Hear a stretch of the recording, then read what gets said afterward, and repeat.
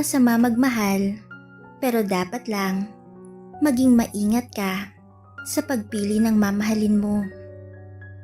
Marami kasing mga lalaki dyan na maayos lang kausap kapag hindi pa nila nakukuha ang gusto nila sa'yo.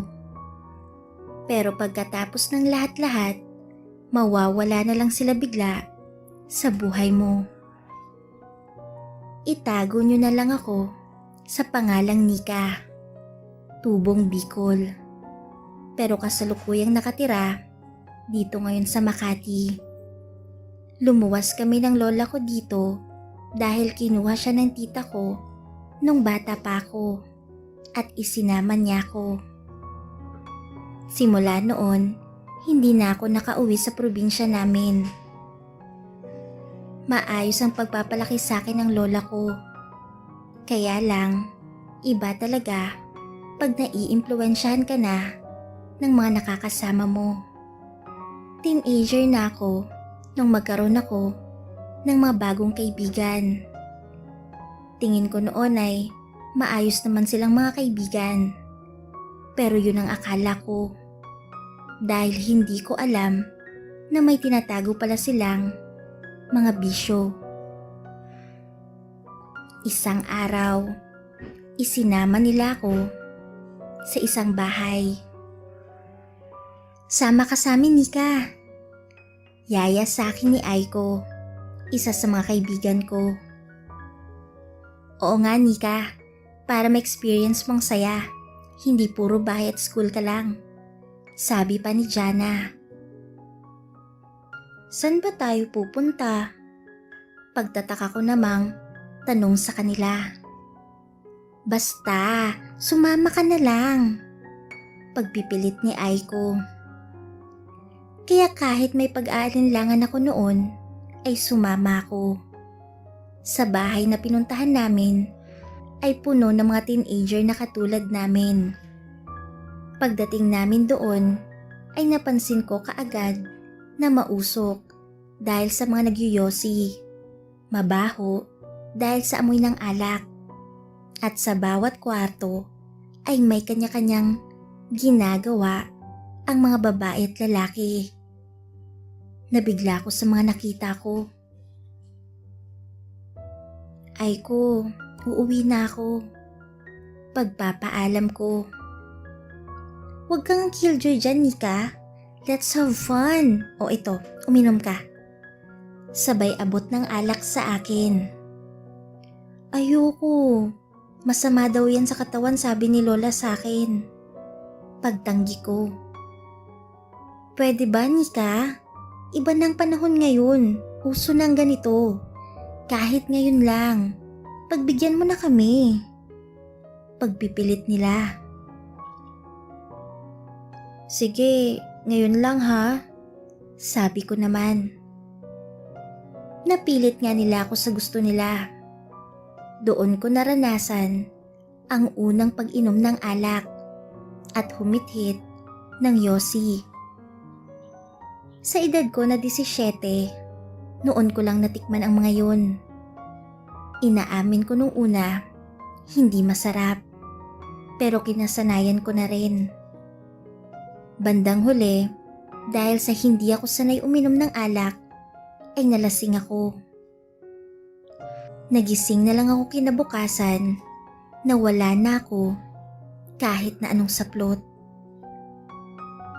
Nanlaki ang mga mata ko nang makita ko ang hubad kong katawan. Pero mas nanlaki ito nang pati ang mga kasama ko sa kwarto ay mga kapwa walang suot. Tatayo sana ako para umuwi na. Pero pagkilos ko ay nakaramdam ako ng sakit mula sa gitnang parte ng mga hita ko. Oo, tama kayo ng iniisip. Nakuha pagkabirhen ko nang wala akong kaalam-alam. Kahit masakit ay pinilit kong makabangon para umuwi na. Sigurado kasi ako na nag-aalala na si Lola. Pag-uwi ko ng bahay ay nadatnan ko si Lola na nasa pinto. Apo, Sabay yakap sa akin. Saan ka ba galing? Bakit hindi ka umuwi kagabi? Sobrang pag-aalala ko sa'yo, sabi nito. Sorry po Lola, nag-overnight lang po kami ng mga kaibigan ko. Pagsisinungaling ko dito. Sa susunod apo, magpapaalam ka sa akin ha, para hindi nag-aalala si Lola, sabi muli nito. Opo Lola, sagot ko na lang. Nagsinungaling ako sa lola ko. Hindi ko kasi alam kung paano ko sasabihin sa kanya ang totoong nangyari sa akin. Paano ko sasabihin sa kanya na ang isang gabing pagsuway ko sa mga bilin niya sa akin ay may hindi magandang nangyari. Sa loob ng 3 buwan ay pinilit kong kalimutan ang nangyaring iyon sa buhay ko. Nilayuan ko na rin ang mga kaibigan ko. Pero hindi ko pala makakalimutan ang hindi magandang nangyari na yon sa akin. Dahil isang araw, na-realize ko na matagal na akong hindi dinadatnan ng buwan ng dalaw. Bumili agad ako ng pregnancy test. Positive ang lumabas na resulta. Halos gumuho ang mundo ko noon. Sa isang iglap, magbabago ang buhay ko dahil lang sa isang beses na pagkakamali ko. Sinabi ko kay Lola ang kalagayan ko, pati ng totoong nangyari sa akin. Noong gabi na hindi ako nakauwi. Isa pa, hindi ko alam kung sino ang ama ng batang nasa sinapupunan ko. Wala naman kaming nagawa ni Lola noon, kundi mag-iyakan na lang. Apo, huwag kang mag-alala. Nandito lang si Lola. Aalalayan kita, sabi nito. Niyakap ko na lang si Lola habang umiiyak. Nahinto ako sa aking pag-aaral dahil sa pagbubuntis ko. Pinanindigan ko ito kahit hindi ko alam kung kaya ko na bang maging isang ina. Mabilis na lumipas ang mga buwan. Naipanganak ko na ang anak ko. Si Lolang nag-aalaga sa anak ko. Pagkapanganak ko, naghanap agad ako ng trabaho para ipangbuhay ko sa batang inilabas ko dito sa mundo. Napasok ako sa isang pabrika at doon ko nakilala ang isang lalaki na itago na lang natin siya sa pangalang Edgar. Nagkapalagayan kami ng loob. 5 buwan mula nang magkakilala kami ay naging kami na agad. Alam nitong may anak na ako. Tanggap naman daw niya ito. Nagtiwala agad ako kasi gusto ko din bigyan ng kikilalanin na ama ang anak ko. Lumipas pa ang ilang buwan. Maayos naman ang aming relasyon. Babe, tara sa bahay. Mag-movie marathon tayo after work. Pag-aya nito sa akin isang araw. Sige babe, pagpayag ko naman. Nang nasa bahay na nga nila kami, ay ipinakilala ko nito sa mga magulang niya. Maayos naman akong tinanggap ng mga ito. Sa kwarto ni Edgar kami, nagdesisyong manood ng movie. Hindi lang panonood ang ginawa namin. Ibinigay ko dito ang sarili ko. May nangyari sa amin noong gabi na yun. Pumayag ako kasi mahal ko siya. Simula nang may nangyari sa amin ni Edgar, ay parang unti-unting nagbabago ito. Nagiging mainitin na ang ulo. Malambing lang ito sa tuwing gusto niyang maglaro kami ng apoy. Madalas na mainit ang ulo nito sa akin. Hindi ko naman alam kung bakit. Lumipas pang ilang buwan ay nabuntis ako. At saktong 1 taon na ang panganay ko. Sinabi ko ito kay Edgar, pero hindi ako nito pinanagutan. Ayaw daw kasi ng mga magulang niya sa akin dahil may anak na ako. Pinakitunguhan lang daw ako, kunwari ng maayos. Pero gusto ng mga ito na makipaghiwalay na si Edgar sa akin. Nagmakaawa ko dito para di niya ako iwan. Kaya lang pinagbintangan pa ako nito na baka hindi daw sa kanya ang bata. Na baka iba daw ang nakabuntis sa akin. Sa galit ko ay sinampal ko ito ng sinampal. Sa pangalawang pagkakataon ay nagkamali ulit ako. Ipinagpatuloy ko ang pagbubuntis ko kahit na wala ulit itong magiging ama paglabas. Mabuti na lang ay pwedeng buntis sa pabrika na pinagtatrabahuan ko. Taga-Ripak lang naman kasi ako. Si Edgar ang nag-resign. Kinapalan talaga nito ang muka para takbuhan kaming mag-ina. Lumipas ang 9 na buwan ay nailuwal ko na ang pangalawa kong anak. Sa pagkakataon na ito ay ipinangako ko sa sarili ko na hindi na ako magtitiwala pa sa kahit sinong lalaki. Mga anak ko munang pagtutuunan ko ng pansin. Mabuti na lang at nandyan pa rin si Lola para sa akin. Naging maayos naman ang buhay ko sa loob ng 1 taon nang walang lalaki.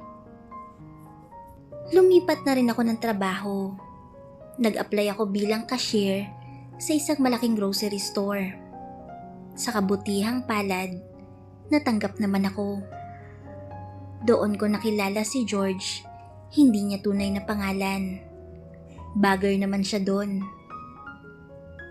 Nung una hindi ko to pinapansin, kaya lang sobrang kulit nito at laging nagpapapansin sa akin.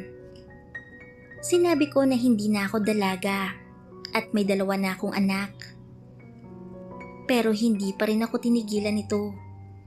Nakuha nitong loob ko sa pamamagitan ng pangungulit niya sa akin. Bakit bang kulit mo, George? Tanong ko dito minsan. Wala lang, gusto kita eh. Sabi niya. Wag ako, iba na lang ang lokohin mo. Diretsang sabi ko. Hindi kita niloloko, Nika. Gusto talaga kita. Seryosong sagot nito. May mga anak na ako, George. Tapos binata ka. Pwede ba yun? Wika ko.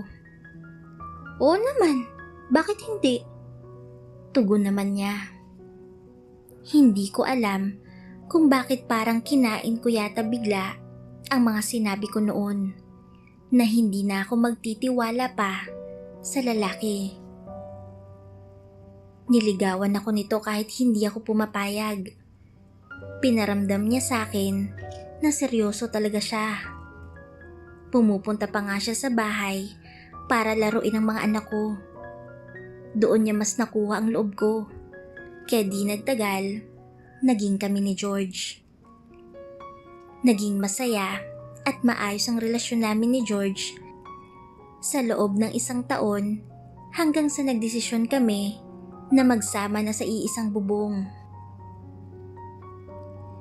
Maayos ang pagsasama namin ni George kasama si Lola at ang mga anak ko sa iisang bubong. Nakikita ko, natanggap talaga nito ang mga anak ko. Nagpapasalamat pa nga ako nun sa Diyos kasi binigyan na niya ng ama ang mga anak ko. Lumipas pang mga taon ay namatay si Lola. Sobrang kalungkutan ang nadama ko noong mga panahon na yun. Pakiramdam ko kasi nawalan na ako ng karamay sa tuwing nagkakamali ako. Nang mamatay si Lola, ay napansin ko naman na nagbago ng ugali si George. Nasasaktan na ako nito sa tuwing lasing o galit siya. Okay lang sana kung ako lang, pero hindi ko mapapalagpas kung pati ang mga anak ko ay sasaktan niya. Doon na ako nagdesisyon na iwan siya. Umupa kami ng bahay ng mga anak ko. Hindi na naman ako sinuyo ni George at nalaman ko na lang na may bago nitong kinakasama. Hinayaan ko na lang siya. Mas mahal ko ang mga anak ko kesa sa kanya. Akala ko noon tapos na kami. Pero nalaman ko na buntis ako. Sinabi ko ito sa kanya at mabuti na lang pinanagutan niya ang bata. Dahil sa buntis ako ay pinag-resign ako sa trabaho. Bawal daw kasi sa kumpanya namin yun, kaya nagbenta-benta na lang ako ng kung ano-ano para ipangbuhay ko sa dalawa ko pang anak. Habang alaga naman ni George, sa sustento ang sanggol na nasa sinapupunan ko. Sobrang hirap kasi, lalo na't mag-isa na lang ako nung mga panahon na yon. Wala na kasi akong katuwang pagkatapos mawala ni Lola, pero lahat ng hirap, kinaya ko. Hindi ko pa pala nasasabi sa inyo na wala na akong mga magulang. Namatay sila nung bata pa lang ako, kaya si Lola na lang ang naging kasakasama ko. Nagtayo din ako ng maliit na sari-sari store. Tinaguyod ko ng mag-isa ang dalawang anak, pati ang sanggol na nasa sinapupunan ko kahit pa may sustento ito mula kay George. Sa pagkakataon na yon ay narealize ko ang mga kamalian ko sa buhay. Mali na nagpapadala ko sa aking damdamin. Mabilis na lumipas ang mga buwan. Naipanganak ko ang pangatlo kong anak ng ligtas. Meron akong isang kapitbahay na kaibigan ko din. Si Erica, ang naging katuwang ko habang hindi pa ako pwedeng magkikilos. Makalipas ang isang buwan ay nanumbalik na muli ang aking lakas. Pinalago ko ang aking sari-sari store, pati ang mundo ng online selling ay pinatos ko na din para sa dagdag income. Sa loob ng ilang buwan ay naging maayos ng buhay namin ng mga anak ko. Ang dating sari-sari store ay napalago ko na bilang isang maliit na grocery store sa tulong ni Erica. Siya ang aking naging kasama. Sa kanya ko pinagkakatiwala ang mga anak ko. Sa kabila ng maayos kong buhay ay parang may kulang pa rin sa akin. Parang may hinahanap ako. Akala ko, kaya ko nang mabuhay ng walang lalaki. Pero hindi ko pala kaya. Gusto kong maramdaman ulit na magmahal at mahalin. Yung pakiramdam na may katuwang ka sa buhay. Sabihin nyo na tanga ko at walang kadala-dala. Hindi nyo din ako masisisi. Gusto ko lang ng makakasama sa buhay. Pero this time, mag-iingat na ako sa lalaking mamahalin ko. Ayoko nang magkamali ulit. Hanggang isang araw, may nakilala kong isang lalaki. Itago na lang natin siya sa pangalang Dom. Bagong driver ito nang nagdi-deliver sa akin ng mga soft drinks. Hello po ma'am, dito po ba ang grocery store ni Ma'am Nika?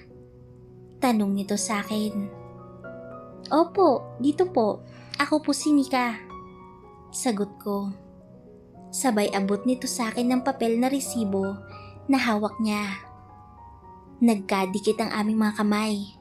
Dahilan para makaramdam ako ng kaunting daloy ng kuryente mula sa kamay niya papunta sa kamay ko. Hindi ko alam kung saan galing yun. Pero kahit saan pa man ay nakaramdam ako ng kakaiba. Napatitig tuloy ako sa mukha nito at nakita ko kaagad na may itsura ito. Okay lang po ba kayo? Tanong nito sa akin. Ah, oo. Putol-putol kong sabi. Natulala po kasi kayo. Akala ko po natulala kayo sa kagwapuhan ko. Pagbibiro nito. Natawa naman ako sa tinuran niya. Ang ganda niyo po lalo, Ma'am Nika, pag tumatawa, sabi nito. Nahinto naman tuloy ako sa aking pagtawa. Bahagya akong nakaramdam ng hiya. Sige, pakibaba na lang ng mga soft drinks doon. Sabay turo ko sa pwesto.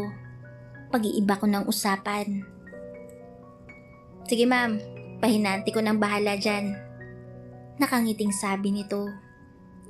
Nang araw nga na iyon, ay nagkakwentuhan kami ni Dom.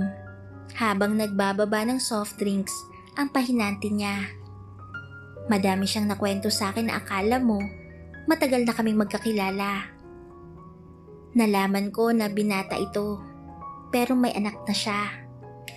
Iniwan sa kanyang anak niya, pagkatapos ipanganak ng nanay nito, dahil mag-a-abroad daw. Ako rin ay napakwento na din na may 3 na akong anak at single mother. Sa loob ng 30 minutos, ay parang ang dami na naming napag-usapan. Inaamin ko, magaan ang loob ko dito. Kinagabihan habang nag-iimbentaryo ako, ay biglang may nag-text sa akin. Si Dom daw siya, pagpapakilala nito. Nabitin daw kasi siya sa pag-uusap namin kanina. Nakuha daw niya ang number ko sa delivery slip kanina. Hindi ko alam kung re-replyan ko to.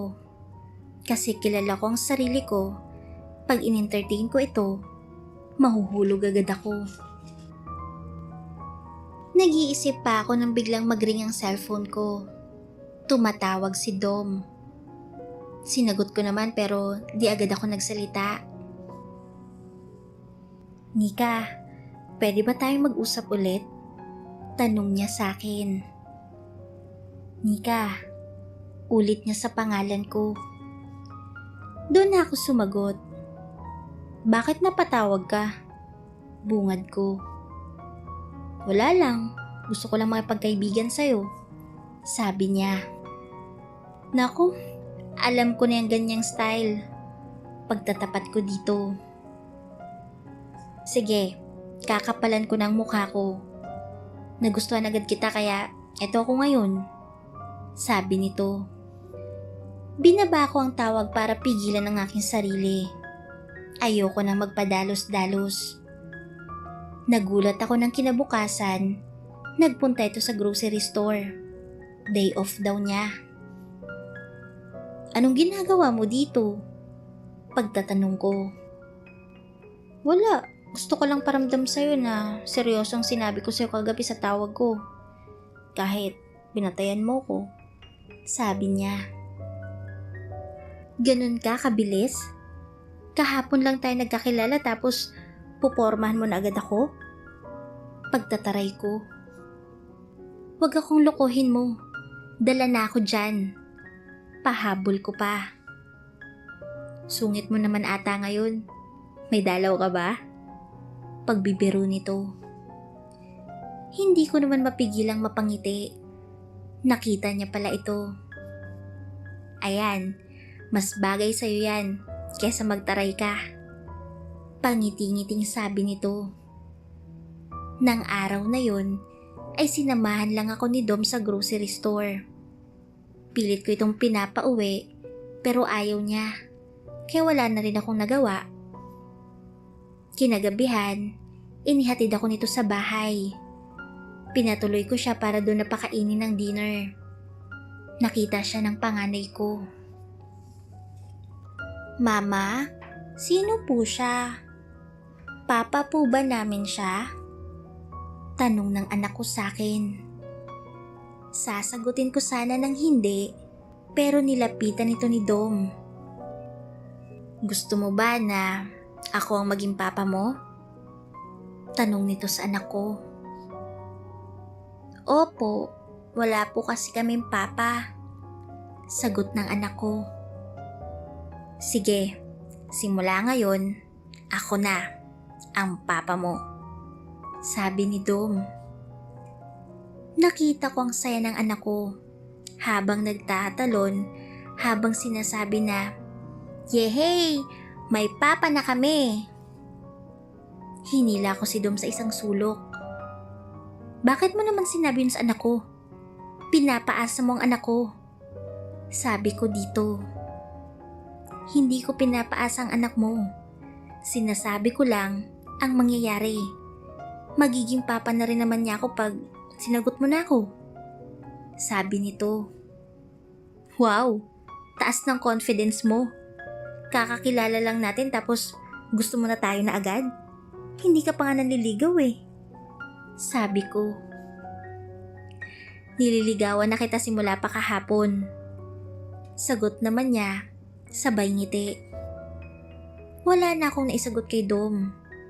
Nang oras na yon, natameme na kasi ako. Gusto ko din naman ang sinabi niya. Natatakot lang ako. Baka kasi magkamali na naman ako. Pag nagkataon, hindi lang ako masasaktan, pati ang mga anak ko. Mabilis na lumipas ang mga buwan ay patuloy ang pagsuyo sa akin ni Dom. Ganon din sa mga anak ko. Dumadalaw ito sa bahay sa tuwing day off niya. Naging malapit ito sa mga anak ko. Talagang papa ng turing sa kanya ng mga ito. Pumupunta naman ito sa grocery store araw-araw para makipagkwentuhan sa akin. Nung una, ayoko pang pagkatiwalaan siya ng lubos. Pero kalaunan, nakita ko naman na seryoso siya. Ibang-ibang ugali niya sa mga ama ng mga anak ko. Hanggang isang araw ay sinagot ko na rin ito. Ngayon nga ay kasal na kami at may 2 na kaming anak ni Dom. Masayang nagsasama, kapiling ang aming mga anak, ang anak niya at ang 3 ko pang anak. Sa totoo lang, hindi naging madaling pinagdaanan ng relasyon namin. Hindi rin kasi ako kaagad natanggap ng mga magulang nito dahil meron na daw akong 3 mga anak. Okay lang daw sana kung 1 lang, pero 3 daw kasi. Sa kabila ng pagtutol ng mga ito, ay pinaglaban niya ako. Doon ko nasabi sa sarili ko na nasa tamang tao na ako. Sobrang pasalamat ko sa ating poong may kapal dahil naging pangit man ang simula, sinigurado naman niya na magandang dulo ng buhay pag-ibig ko. Malaki din ang pasalamat ko kay Dom kasi tinanggap niya ako ng buong buo kasamang mga anak ko. Isa siyang mabuting asawa at ama. Sa mga single mother, walang masama kung gustuhin nyo na magkaroon ng katuwang sa buhay. Pero sana, maging matalino kayo. Hindi pwede yung magpapadala palagi sa bugso ng ating mga damdamin. Yun ang naging pagkakamali ko noon. Huwag nyo na po akong tularan. Mabilis akong magtiwala. Pero kung nagkamali ka na, sa bawat pagkakamali ay may matutunan ka. Katulad ko noon, ilang beses akong nadapa. Pero bawat pagdapa, pinipili kong bumangon. Kasi may mga anak ako na dapat kong buhayin. Hindi pwede yung magmumukmuk ako sa isang tabi pagkatapos kong mabigo. Kawawa ang mga anak ko. Hanggang dito na lang po ang aking kwento. Sana'y kinapulutan niyo po ito ng aral at inspirasyon.